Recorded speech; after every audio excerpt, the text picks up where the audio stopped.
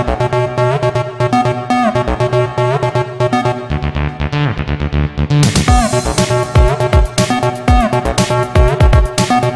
ma olen? Tere! Mina olen Rain Räsmet ja võtan osa SEB videoblogi projektist ja elan terve aprillikuu, nii nagu tulevikus elab üks korralik pensionär.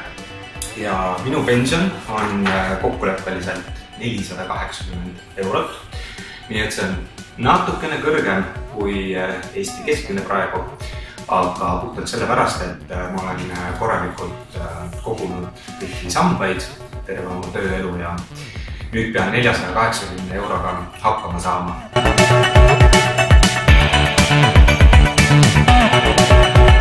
Igapäevaselt töötan ma tööportaali CV Online'i turunduse ja meediasuhete juhina ja tean tegelikult läbi oma töö ka, et sissetulekute vähenemine ei puuduta ainult mitte pensionäre, vaid sellega võime me kõik ühel hetkel või ühel päeval, ühel ootamatul päeval kokku puutuda oma elus. Nii et teha läbi selline eksperiment on minu jaoks ka päris huvitav.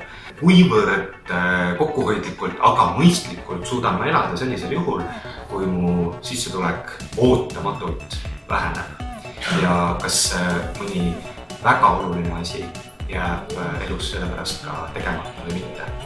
Nii et eksperiment kasulik absoluutselt igale ühele.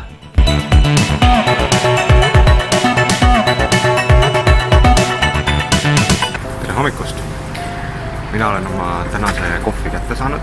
See on mul tegelikult selline komme, et kui ma rongile lippan, siis ma lähen ja võtan endale ühe kange latte ja püüan siis rongisõidu käigus ärgata meeldivalt üles. Aga mul nüüd tundub küll, et see on esimene asi, millest ma pean loobuma. Ja ma otsustasin, et selle 2 € panen ma iga hommiku hoopis kõrvale. Ja vaatan, palju ma siis kuu lõpuks suudan kohvi loobumistest kokku koguda. Mitu korda ma libastun selle aja jooksul ja ma usun, et see paarkümmend eurot, 40-50 € kulub mulle kuu lõpus marjaks ära küll. Ma ostsin ka oma viimase suitsupaki. Seda ma alates homsest endale lihtsalt enam lubada ei saa.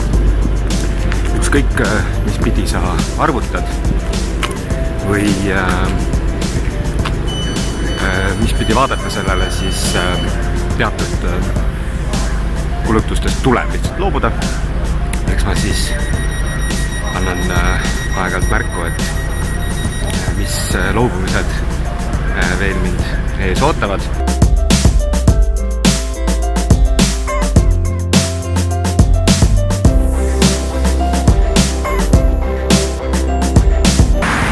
Transpordi peale mul väga palju raha kuu jooksul ei kulu üldse tegelikult. Rongisõit on mulle kui Tallinna elanikule tasuta, vähemalt nii kaugele, kuhu ma igapäevaselt pean sõitma. Ja tegelikult olen ma harjunud ka väga palju liikuma just jala, sest trenni jõuan ma siiski 2 korda nädalas. Ja see on üks põhimõtteline otsus, mida ma olen teinud, et ma liigun jala nii palju, kui ma saan, selleks, et natukene ennast ka füüsiliselt rohkem vormis hoida. Lausa mõnus on selle varakevadise päikesega lipata linna ühest otsast teise.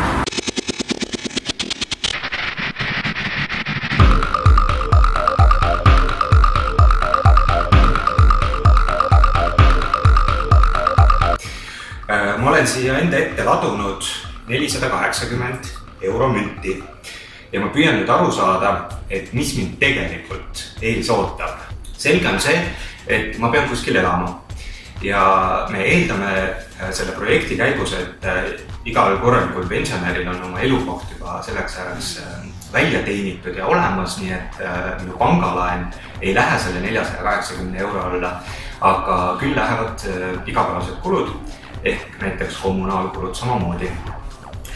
Kommunaalkulud on mul umbes 100 eurot, nii et sellest 480 eurost olen ma natuke vähem kui neljandikust juba ilma, aga trikk on see, et ma pean lisaks kommunaalidele maksma ära veel gaasi ja elektriarve.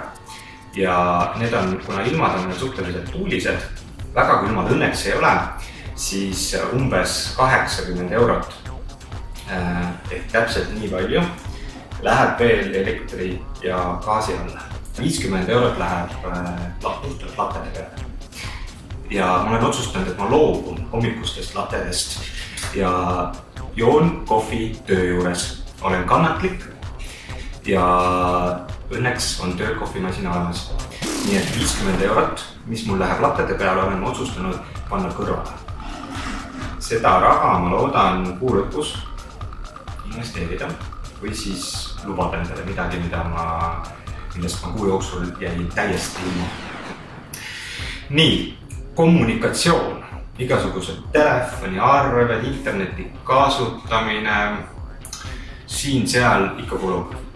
Nii et umbes 25 eurot läheb kommunikatsiooni peale kindlasti.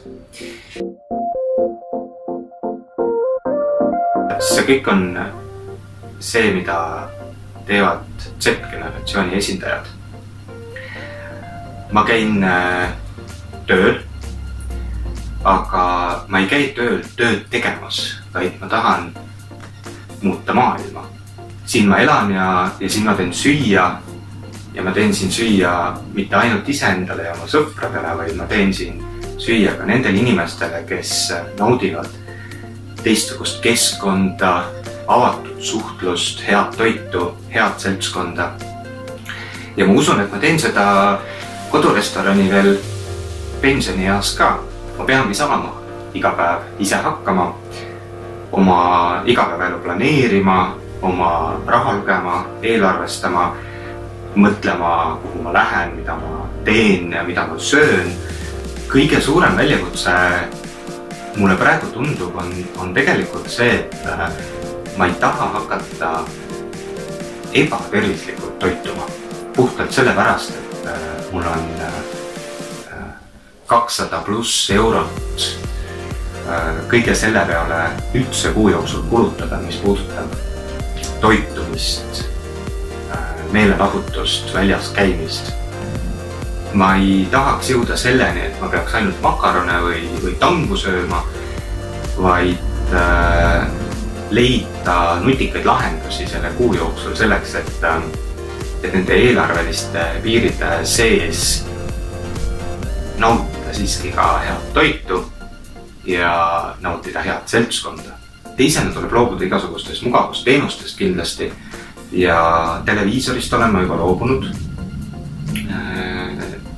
Seda juba enne selle projekti algust ja täna helistasin oma koristajale, ütlesin, et kahjuks kuu aega tema minu juures käia ei saa, sellepärast et mul ei ole selle eksperimendi raames eelarvelisi võimalusi lihtsalt selleks.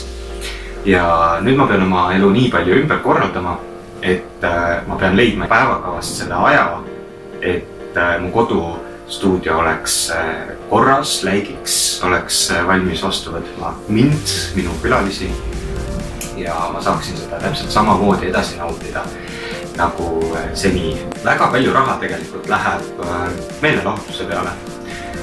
Õhtul on igav, läheks kinno, tahad sõbraga kokku saada, lähme restorani, kontserdipiletid, sõidud siia-sinna, kõik see, mis täidab meie seda aega, mida me vabaks ajaks kutsume, võtab päris palju raha.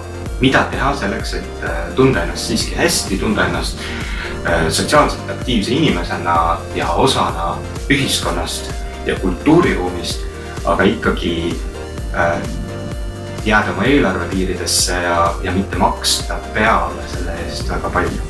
Tegelikult võiks öelda, et umbes 100 eurot läheb sinna ka selle kuu jooksul kindlasti ära, sest lõppkokkuvõttes ma päris koju ennast ei lukusta kindlasti ja siin-seal kulub ikka raha.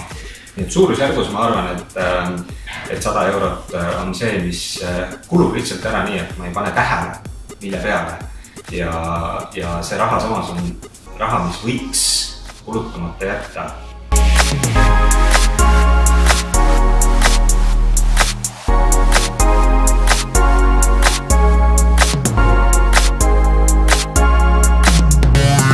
Väljakutse on igal juhul see, et vaadata, kas ma selle 100 euro ulatuses kulutusi suudan selle aprillikuu jooksul kokku hoida või mitte. Ja mis meil siis alles jääb? Enam-vähem 200 eurot.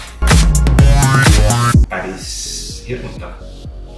Aga kuhu see 200 eurot kulub ja mis mul ostmata jääb? Sellest siis juba järgmistes videotes. Esimene väljakutse on sõbrad külla kutsuda. Ja selle väljakutse eesmärk on see, et see õhtu peab olema lõpus. No nii nagu sa läheksid oma vanaema juurde, toit peab ikkagi laual olema ja mõnus peab olema. Aga kindlasti ei saa see olla nii, et kogu söögi-joogipooli sa tood ainult sõbrale. See sõprade õhtupoolid ei saa minna kirjamiseks või niisama kokkuhoidmiseks. Et mingid kulutused sinna lähevad. No ma arvan, et umbes 50 eurot kulub sinna ikkagi ära. Ma ei kujuta ette, mismoodi minu vanaema teeb 50 euro eest neid sünnipäeva laudu, aga ma olen küsinud ta käest järele. Ja siis see on see raha, mille piires ma siis hakkan laveerima. Tšau!